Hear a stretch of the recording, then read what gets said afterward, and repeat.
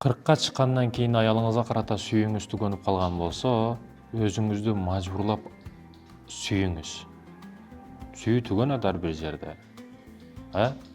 Кээ бирөөлөр ишенич түгөнгөн жерде, махабат түгөнгөн жерде сүйүү түгөнүп калат, башка баягы бензин түгөнсө машина өчөт деген маселени кылышат да. Жок.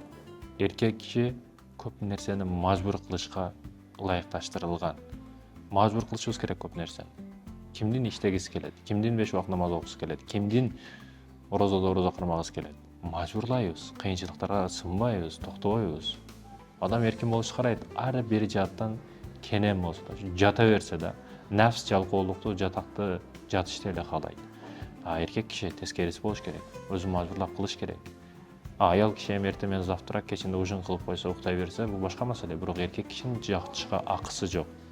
Аялыңызды мажбурлап сүйүңүз. Себеби сүйүшкө мажбурсуз. Сиз алган, сиз тандаган, сиз бактылуу кылам дедиңиз, убада бердиңиз, абшет эттиңиз. Эми эркек сөзү менен эркек. Сүйүүңүз түгөнүп калса, мажбурлап сүйүшүңүз керек. Мажбур сүйүшүңүз керек.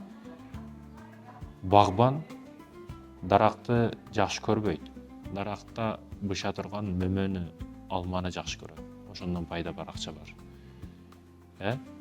Балалуу болуп калдыңыз, балдарыңыз үчүн дагы сүйүшүңүз керек да, аялыңызды. Кармап калышыңыз керек семьяны. Ажырашып кетишкен бул таптакыр туура эмес маселе.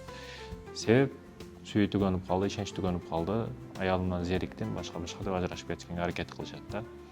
Жок. Андай болбойт. Анда ажырашпаган семья калбайт.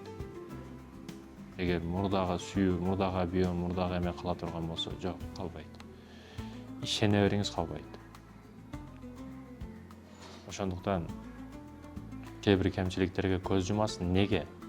Дарактын өзүндө пайда жок, мөмөсүндө пайда бар. Багбан болуңуз, мекендешим.